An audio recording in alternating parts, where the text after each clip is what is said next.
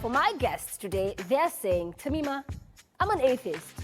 I don't believe in God. There's nothing supernatural that is in charge of, what happens to us. Don't dare at any point to take my child to any church or make my child to believe in anything that is not there. The fact of the matter is that God does not exist. I know there is a living God. There are better explanations from science and other sources.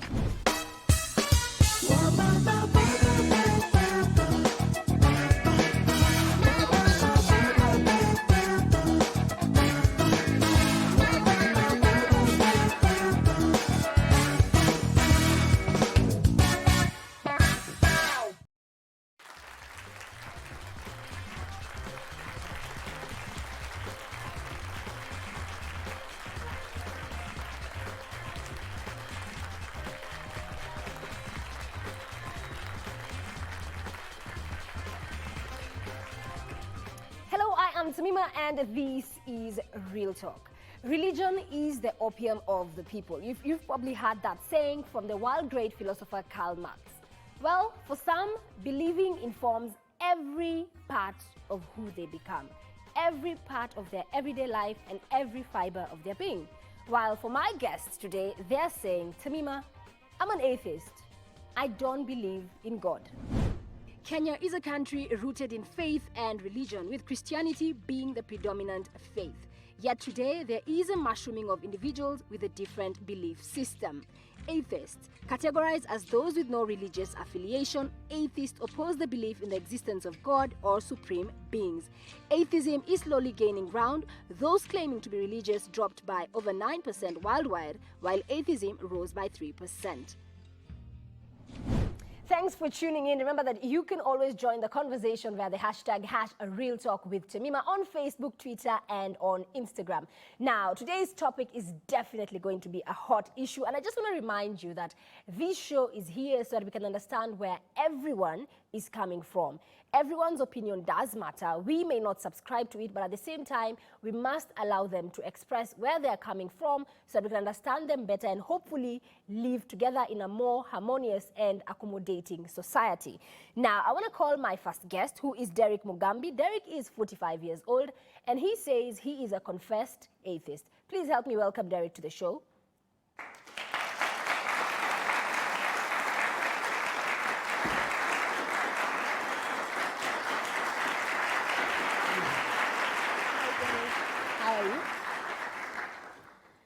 So Derrick, just the statements that, please welcome Derrick to the show. He's a confessed atheist. I saw faces in the audience. People were making faces.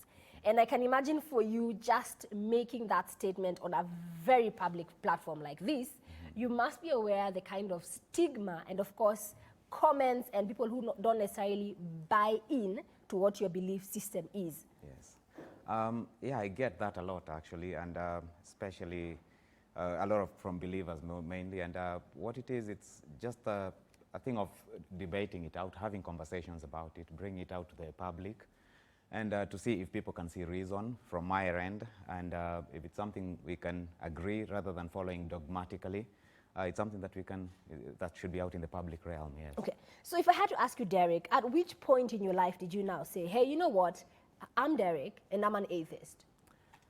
Okay, well, it started early on for me, actually. I was when I was a teenager, and we'd go to church. My family is still quite believers, and it started raising questions when I would see suffering. The local post office, I would go and see a beggar there he's crippled and cannot do anything, and found we had built quite a grand church, and I thought, why are we doing these kind of things when there are people suffering where that money could have been used better, providing a wheelchair for the person. And from then on, I just stopped going. I would accompany my mom because it's traditional to do so. But I would still also just go and give, when it comes to doing the offering, I would go and give it to that person at the post office and then go back to church and wait outside until I started losing my faith that way with what was going on. So at the very young age of your teens, you were already rationalizing. Yes. And trying to see, okay, tunajenga kanisa pesa nyingi, yet kuna watu hapa nje ya kanisa, yes, wanaomba. Ndio, kabisa hiyo. So I'm curious, are you married? No, I'm not. Do you feel like maybe that has been a contributing factor when women come about and they're like, okay, this guy doesn't believe in God? It does get in the way. It does get in the way, and it's hard to find people who are like-minded in this sense.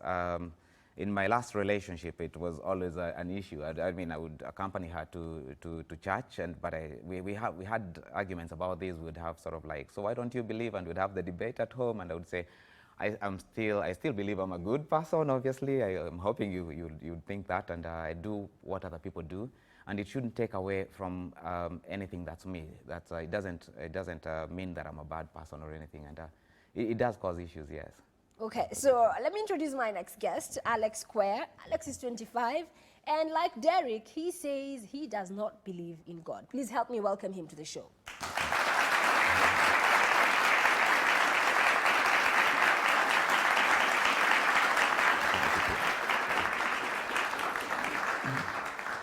Alex, karibu kwenye Real Talk. Thank you.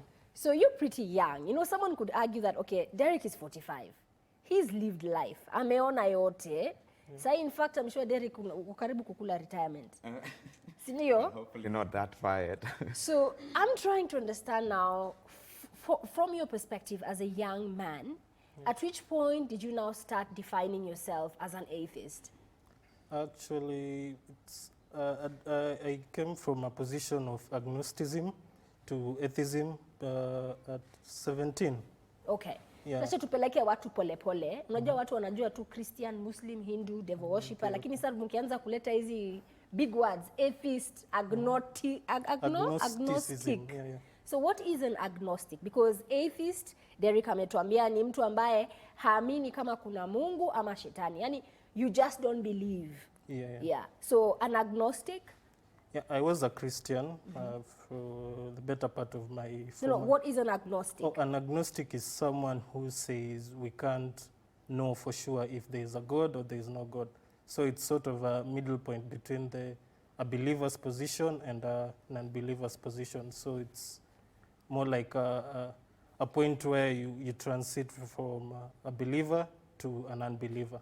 Okay, so maybe just tell me your experience, because Derrick haamini kabisa. Yeah. Lakini what I'm hearing is that at some point you are a believer, and then now you're just not sure. So that's why you're agnostic. Right now I'm an unbeliever. Now you're a pure atheist. Yeah. But you had to transition from a believer to agnostic, meaning you are not sure, but then now you're convinced. Yeah. So probably tell me about your upbringing. I was a Christian for like when I was in primary school, like the entire time I identified as a Christian. And home, in the family, would you describe your family as deeply religious or just loosely religious?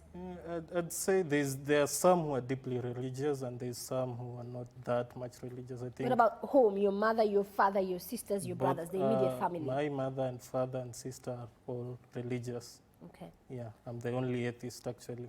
Yeah. So at which point now did you now become decisively atheist? I think I came out because I'm an out atheist. You know, some people are closeted, but I'm an out atheist. So I came out when I was 17, just after high school. So I had stopped going to church completely, and on my own, I was reading things that were quite from the Bible and from other sources that are quite contradictory. So for me, I put away that, because during that period where I was questioning where I stand on the question of God, I couldn't exactly be convinced by the Bible, because you read one thing in the Bible, then you go read, say, in a science book, in a geography book, you find something totally different. And the thing in the science book or the geography books makes more sense than a claim made in the Bible. So obviously today's topic is a hot topic. Remember, you can always get on that hashtag, #RealTalkWithTamima. Let me know what your views are, comments. And remember, we are not here to judge. This is a platform where we give people an opportunity just to express themselves and to understand where it is that they're coming from. Well, on that note, we'll be taking a very quick break. We'll be right back.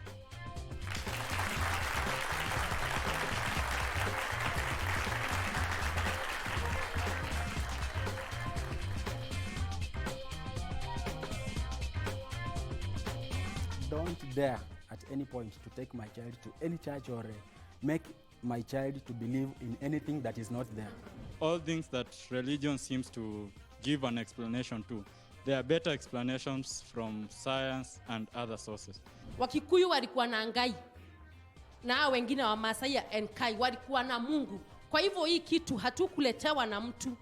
We knew it from beginning. A student who is studying very hard without prayer will definitely pass the exam.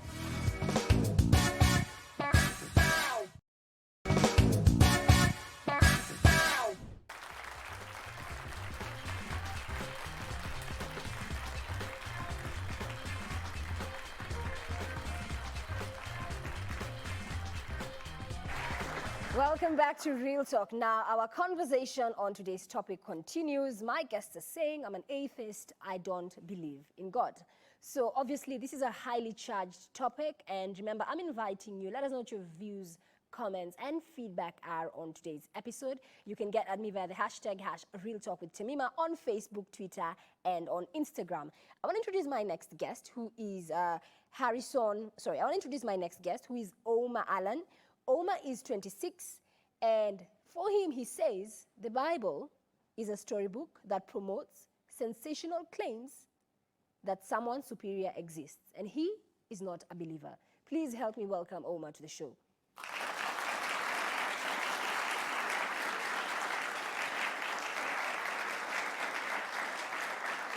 Ouma. Yes, hi. I'm okay, thank you. Hi. Sasa wewe Ouma. Yes. You say the Bible is a storybook. For my case, I normally quote a Bible as a liable or a storybook because it's just like a novel, and you don't just have to read it. You see, believers normally tell us that you don't read the Bible just like a novel. But to me, because if God, in real sense, can make a Bible that can be understood differently with different peoples, then it means, all along it means that the way novel can be understood in different manners. So it takes the same direction, the same track, the same snacking area with the novel, because the Bible, you interpret it in a different manner, the way you interpret a novel in a different manner. So it takes the same snack with the novel, and I quote it as a storybook or a liable. Liable because it contains so many things that are lies that cannot not make sense at all. Okay. Yeah. So wewe Ouma, hii storybook yenye unaita hivyo, ushaisoma? Yeah, in fact, the Bible is the one that made me to be an atheist because it keeps contradicting itself. So tell me about your upbringing. Kwa majina unaitwa Ouma, sorry tunajua unatoka area gani ya hii Kenya. So wazazi nyumbani mlikuwa mnaenda kanisa every Sunday ama wazazi they were not believers at all? From the back time of my upbringing, I was born an atheist because in the first place, when you are not introduced to anything, like you are not indoctrinated, you have no idea about God, you are an atheist. And later on, I was forced to go to church because obviously when you have to do what your parents are doing, and at times I may fail to go to church, and they could whip me very well. And in that manner, I had to gauge at some areas and see that in fact, I have so many questions I asked myself, and see that actually the Bible does not give us a proof or a fact that there exists someone who is superior that controls everything we see here. Are a lot of your friends atheists or are they believers? Oh, you see, I have lost so many friends because of atheism. I had, in fact, I lost most of my campus guys whom we were with, and those that understand me from the beginning, we are still together. Yeah. And what about the ones that you lost? So what about you made them decide, you know what, I don't want to be Ouma's friend anymore? No, I don't take it the way you take it, because if you want to leave, you go. I have nothing to do with you. Yeah. And earlier on when you were talking to Derrick, Derrick was like, it's hard to date. Is it the same for you? Is it hard to date as an atheist man? Though it is quite confidential, but I am dating. Does she know you're an atheist? Yeah. Is she an atheist? No. But you had Derrick's advice to Alex, which we will come to. Yeah. Because if you decide to get married, when kids get involved, how are you going to handle that? You see, sir, when it reaches a time when I have kids and I'm married, obviously from the beginning, I've said, and I normally tell my chick that whenever we get married, when we shall get married, have children, don't dare at any point to take my child to any church or make my child to believe in anything that is not there. But it's her child too, and you said she's a believer. No, no, no, my child is my child. We have to respect each other, because what you are interested in, I don't want my child to be indoctrinated with this thing, because for me, my parents did me not favor, because in the early childhood, they made me believe someone is up there, he's silent, he makes miracles, people are healed or anything, and he doesn't appear anywhere. So nobody has seen God, and in that way, I don't want my child to go the same track I took in the first place. Let me introduce my next guest, who is Maurice Wachira. Maurice is 32. He is a former Baptist Christian, raised as a strong Christian background-wise, but however, he says at the age of 16, that's when he started becoming skeptical. Please help me welcome him to the show.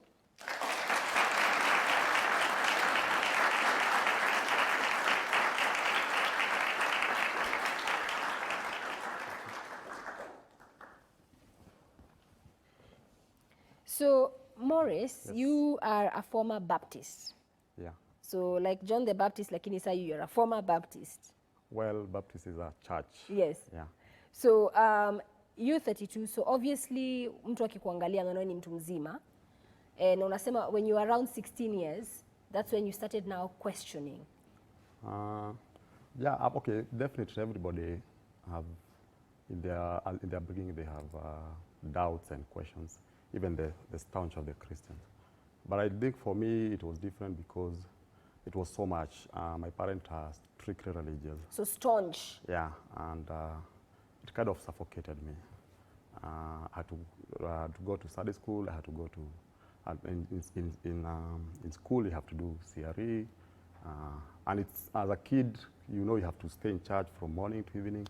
It kind of suffocates me, and then as you grow up, you get to teenage, you learn science, you read books. Your area doubts start being confirmed one by one, and eventually you get to a stage of, do I go? That's what they call agnosticism. Do you go back? Do you go back? Eventually, as you acquit yourself with more information, you read books, you learn, you become aware of life. You just kick the bucket and move on.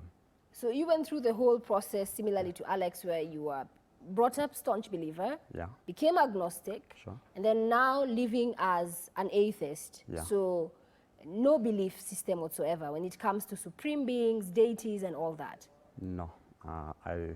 At the stage of agnostics, you normally say you're not sure. But for now, I'm sure there is none. Yeah. And if you look at your personal life, so coming from that staunch background, are you still in contact with your family? Have they accepted your thoughts and views? Yeah, yeah. My mom. It's only my mom who has some issues with it, and my dad.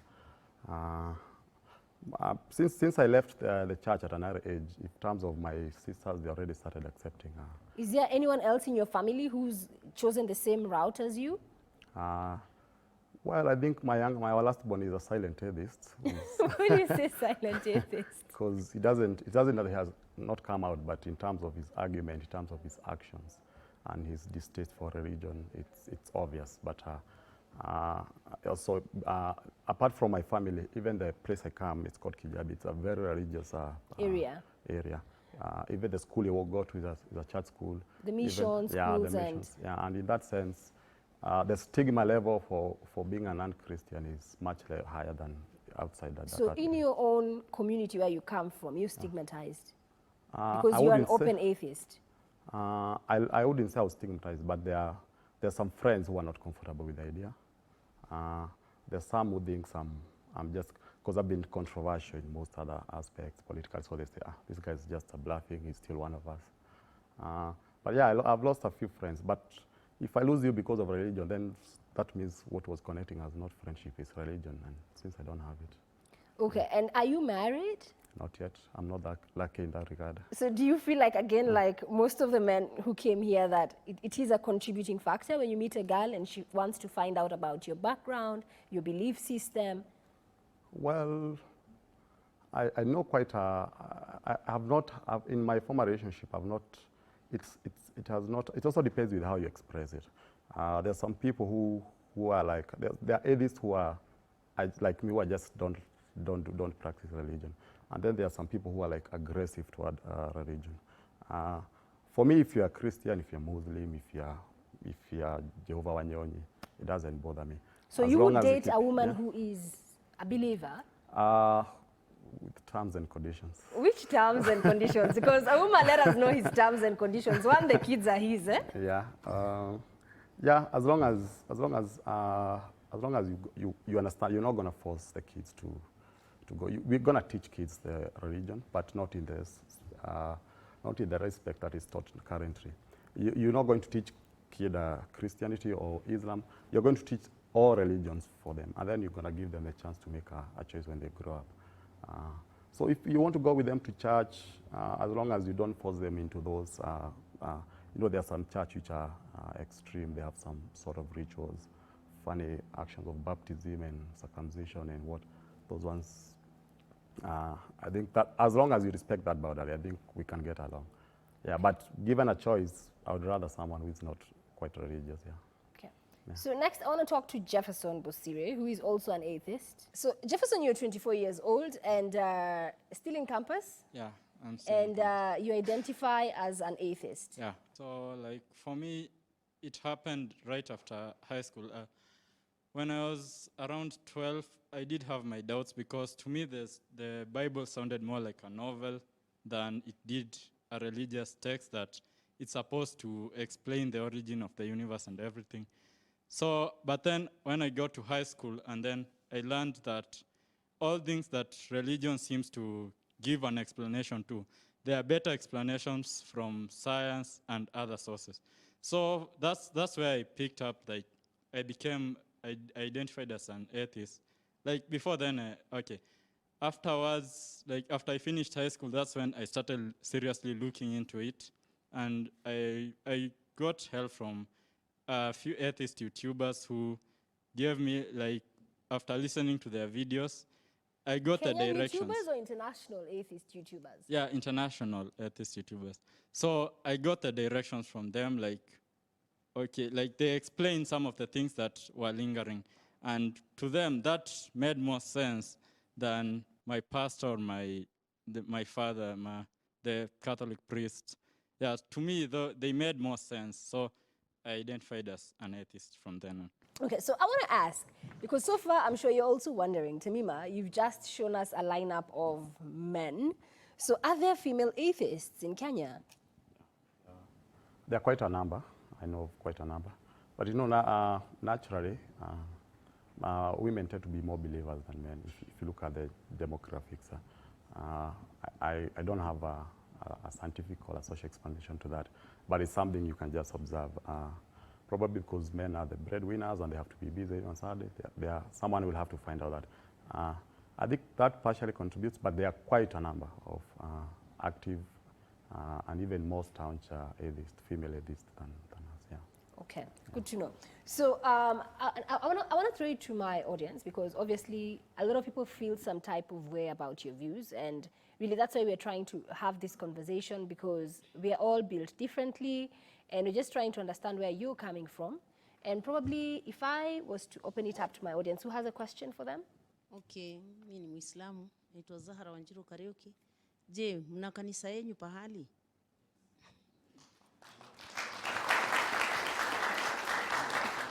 So Zara is asking, mna kanisa yenu pahali, do you have your own, you know, what ideally would be a church for a believer? Is there something for atheists?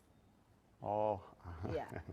Well, the very definition of atheism is the opposite of religion. Therefore, for religion to have church and atheism, which is the opposite of religion, to have a church does not make sense. Because atheism is not just an association, it's just a rejection of an idea that there could be someone somewhere watching us and taking care of us. Yeah, so, and then church, or a mosque by definition, for me is a social gathering where people meet. The way wamama will meet kwa chama because they have a common interest. So Yeah, we could meet as atheists because we have common interests. So do but you that is meet not- as atheists because you have Yeah, a common belief yeah, or it's- lack of belief? Naturally, by default, if I'd feel more comfortable in a table of atheism than people who are judging me. It's the same way you would not be comfortable with people who are judging you in one aspect or the other. So yeah, we meet with atheists. Yeah. And so in your meetings, is it just a meeting of friends, or there you're able to, you know, challenge the existing belief systems, get deeply into the matter? So what happens when you come together? Well, if you get deeper into it, then you're creating another religion. Okay, so it's just like a hangout. Yeah, so it's just a hangout. And also, the main aim of the association is to because we believe there are more atheists than you can imagine in this country. But because of the stigma around it, most people are still in the closet. So to tell them that you're not alone, that there are other people you can share views with, and also sometimes it's not just to bring atheists together. There are also some religious people who understand the position. As much as they don't agree with the atheism position, they understand the position. And therefore, we also try to interact with them. And in that way, we hope to empower the movement. Yeah. Okay, let's take another question. My name is Alice Mutami. Do you guys pray? And do you indicate in your CVs like I'm an atheist? Kwa CV zenu? Okay, allow me to respond. Okay. For the case of praying, you see, prayers never work at any point. And take it like a student is sitting for an exam, he prays, and then when the results come, he fails. What was the essence of prayer? Prayer, it could be, if the student passes exam, then it definitely tells her that prayers works. But look here, a student who is studying very hard without prayer will definitely pass the exam. A student who prays and doesn't study hard will definitely fail exam. So why is God not intervening with the one who is praying to respond to that matter? That definitely tells us that prayers never work. Tukitafakari hayo, so remember we still have more to come here. I have Harrison Mumia, who is the president of the Atheist Society of Kenya, who will be coming on after the break. So don't go too far, we'll be right back.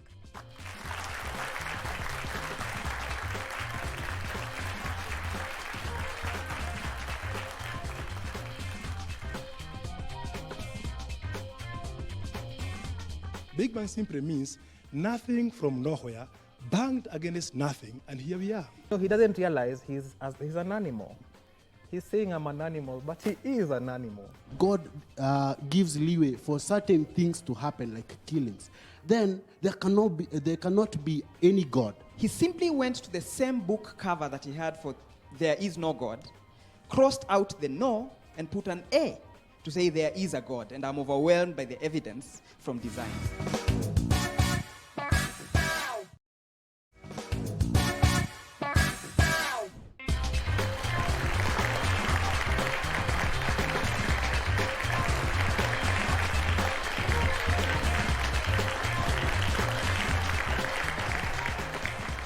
Welcome back to Real Talk. Now, our conversation on today's topic continues where my guests are saying, I'm an atheist, I don't believe in God. So earlier on, we had Ouma and as well Maurice. So Maurice is still on the stage. Ouma is with me here in the audience area. So I'm just going to pick up on a question that had been asked earlier on. But before that, let me introduce the new guest, who is Harrison Mumia. Harrison is the president of Atheist Society of Kenya. Welcome to the show, Harrison. Thank you very much. So you've listened to people who have the same, or rather lack of belief system as you, share their views and their experiences. And for you, it rings so close to home that you actually started the Atheist Society of Kenya. Yes, first let me say I'm very proud of the atheists who have been on set.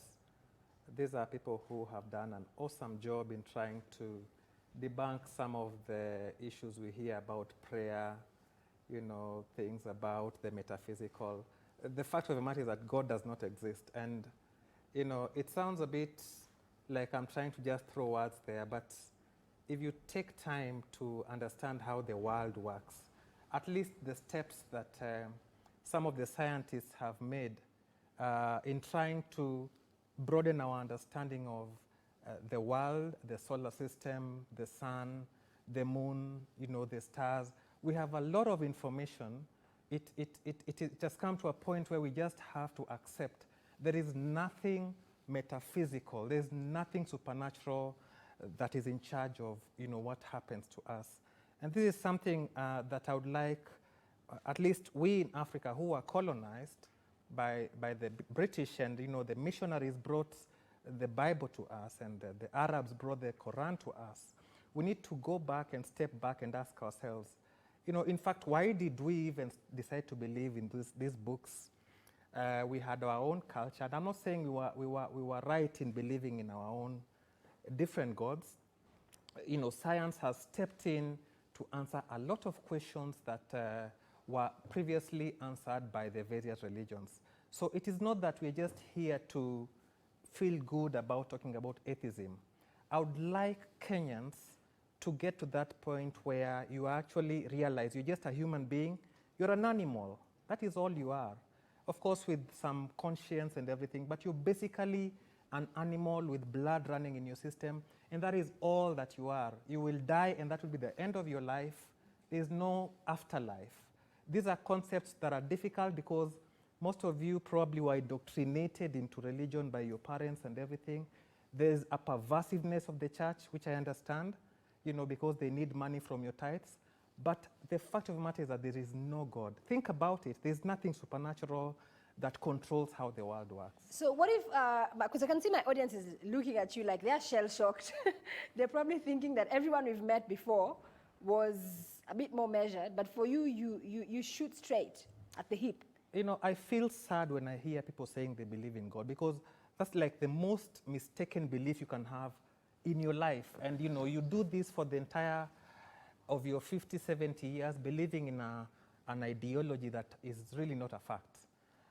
With the advent of the internet and the fact that we now can access a lot of information, I think what I would encourage Kenyans to do is to stop sitting and waiting for pastors to come to you to tell you, read the Bible, do this.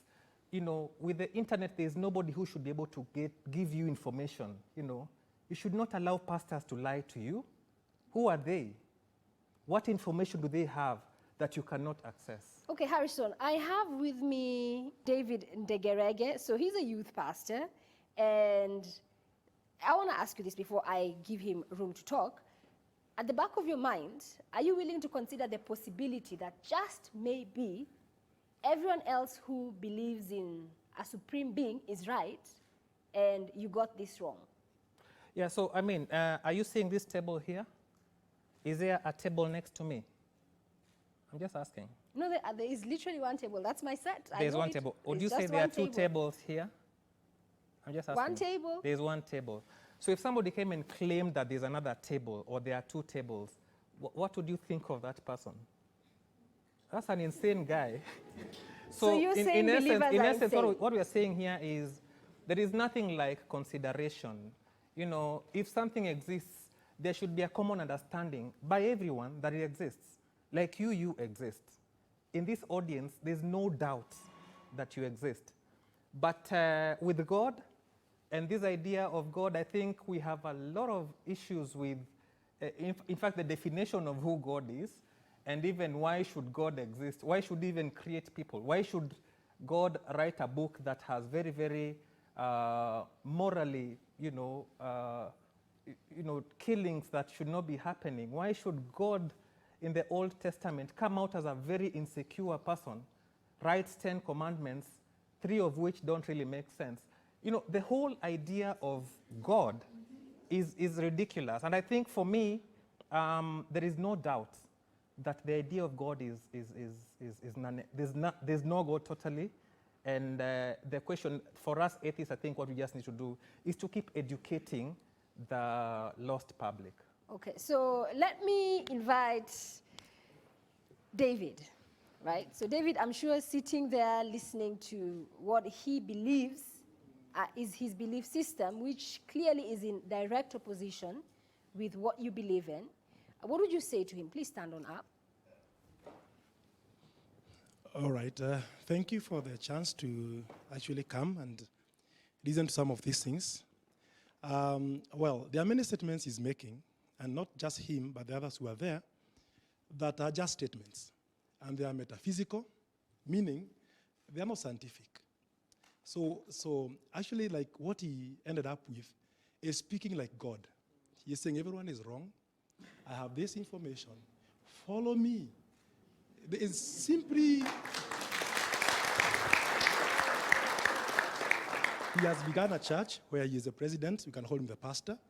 They have fellowships. He has followers. You see, it's just another religion. It's only that, and that's why they are attacking one of the religions, which is Christianity. If it was not another religion, they would not have to attack Christianity. When somebody says, for example, I'm now enlightened, I didn't know much, I know science. What is science? The fact that science actually began with religious people, Christians actually, people who believed there's law in nature because nature is intended. There are 4 questions that everyone must answer. Origin. Somebody said Big Bang. Big Bang simply means nothing from nowhere, banged against nothing, and here we are. And so he is saying I'm ridiculous, but just listen to that. Who is more ridiculous? Who is more ridiculous? Secondly is meaning and purpose. Funny enough, I drove from Nyeri to come here. That's where my family is. Because I have some purpose and some meaning. They seem to have some purpose too. Do you know, listening like to Harrison, every two sentences, he has to mention the word God. Like God is very important to him, that's why he has a movement. God is important to him, that's why he has something to say. So therefore, meaning, he got it actually from God, although he thinks he doesn't exist. To say God does not exist is to say I have infinite knowledge, I have gone to all planets, known and unknown, everywhere, and I have realized there is no God. Then you are God. If you can actually do that, you are actually God. For me to say there is God, I can actually use even the ritual surrounding I have. If I say in the ritual I have, I know God, that's enough. But for me to say there is no God, I need to have infinite knowledge, and that's what you are denying. Number 3 is the issue of morality. And he has mentioned that there are things in the Bible. It's good to understand that the Bible has prescriptive knowledge and descriptive knowledge. Descriptive means this is what happened. Does not mean God says go and do likewise. It just says this is what happened. And then there are prescriptive, like prescriptions from the doctor that says 1 times 3, this is what you should do. All right? So therefore, even when you're trying to say the Bible has contradictions, you can't even show any, but you can still continue and say it. And Christianity is one of the open, religions that allow you to disbelieve. And that's why most of them, if not all of them, are former Christians. Because Christianity can allow you not to believe. You are free, the freedom. Mm-hmm. I heard one of them say that they are judged. You see, where you get that from is in the Bible, where it says, do not judge. So they are quoting the Bible as they speak. Okay. Because why is it wrong to judge? Okay. So let's hear from Gideon Walili. So Gideon, you are a lawyer. You believe in God. So just to clarify. Yes. So what's your take on all of this? Well, I believe atheism is misplaced. I believe the people that profess atheism have a deprivation of knowledge. This is why. You see, when you go out here, everything out here in nature tells you that there is a creator. You see, as a human being, you cannot claim that you just exist.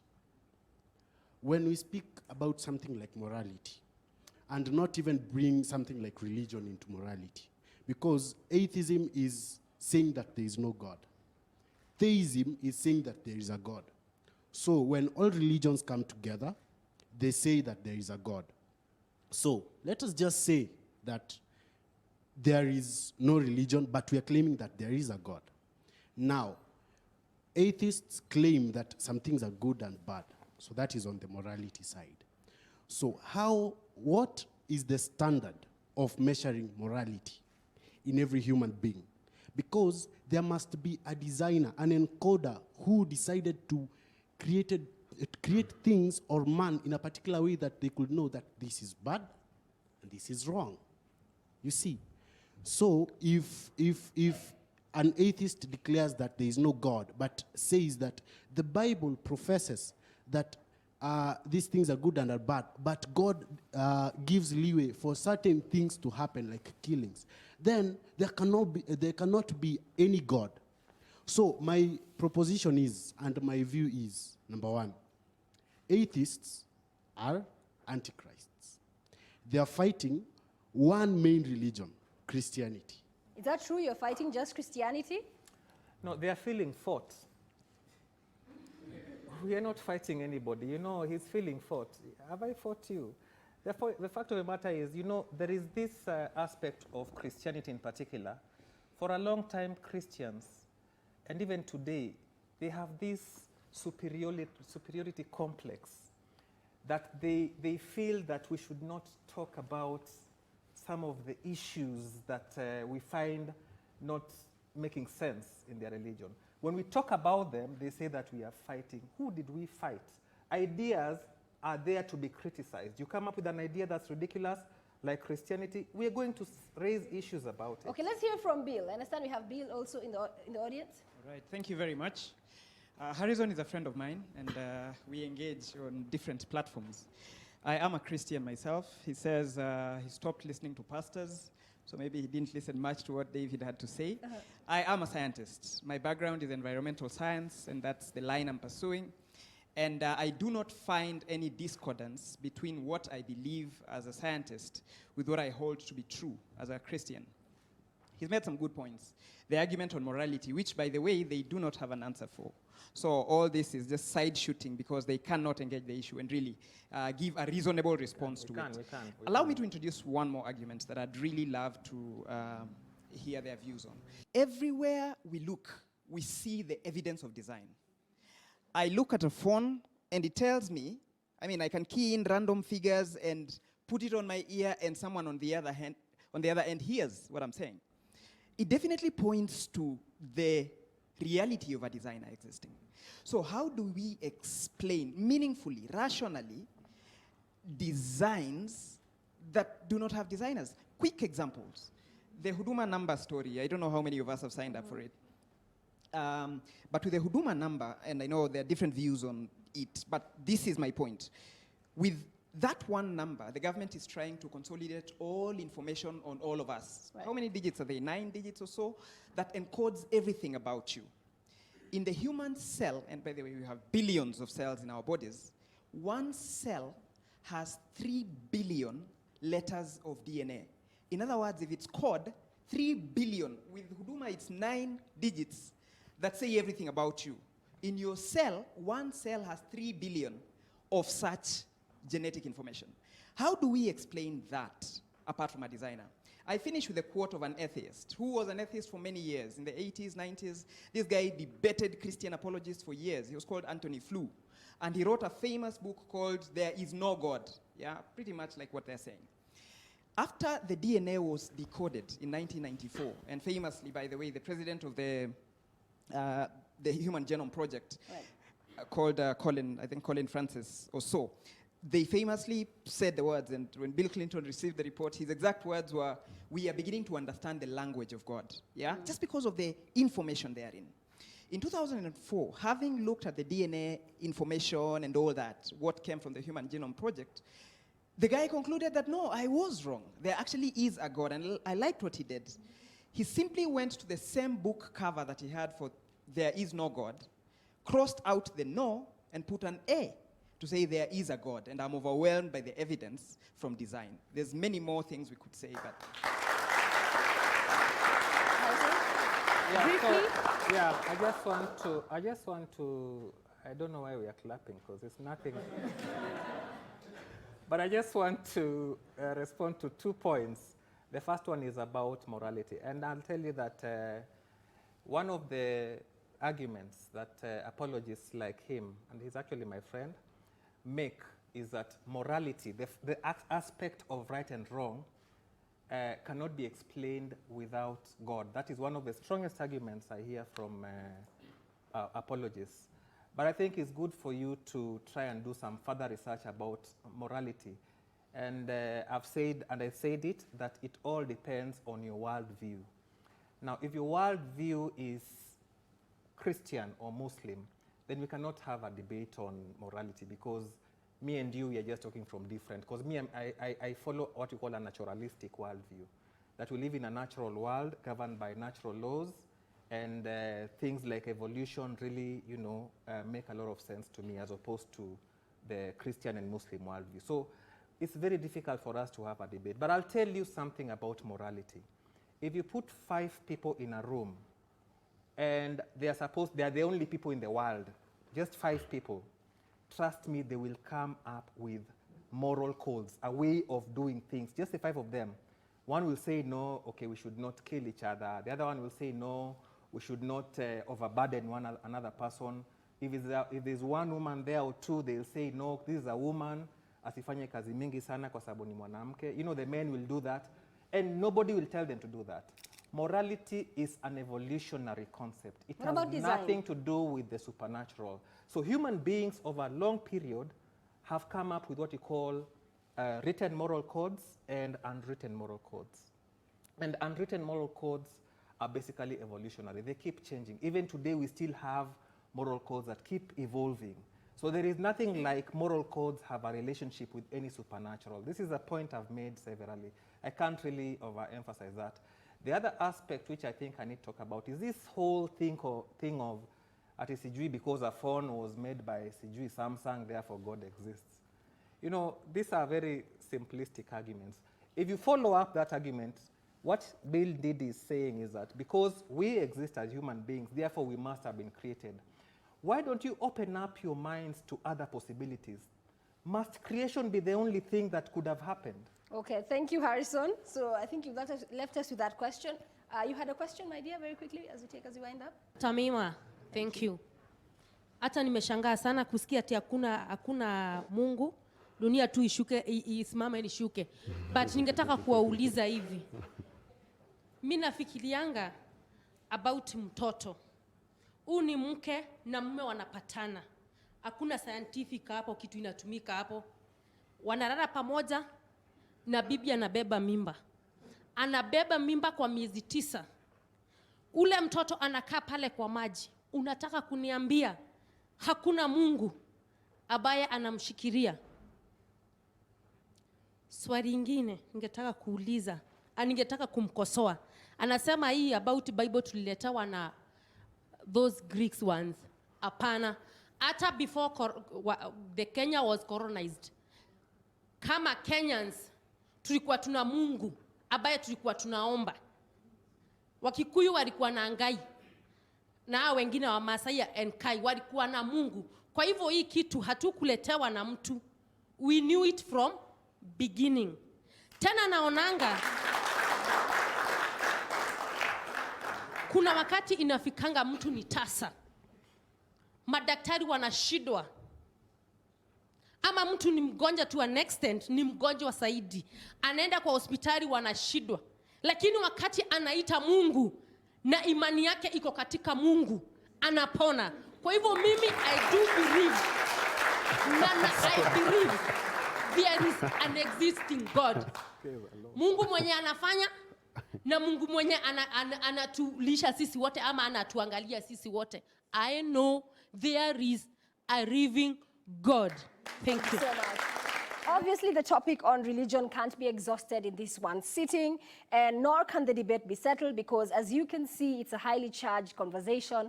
Different people, different views. Today, we are talking about people who believe versus atheists, and as well, even within the different religions, there are different views that exist. So thank you so much for tuning in. As always, remember, you can always get to us on your feedback via the hashtag #RealTalkWithTamima on Facebook, Twitter, and Instagram. Thank you so much for tuning in. Until next time, this has been Real Talk.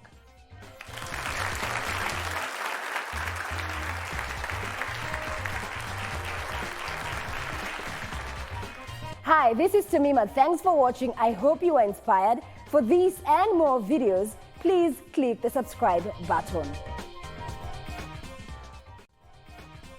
Special thanks to E+ for medic and ambulance services.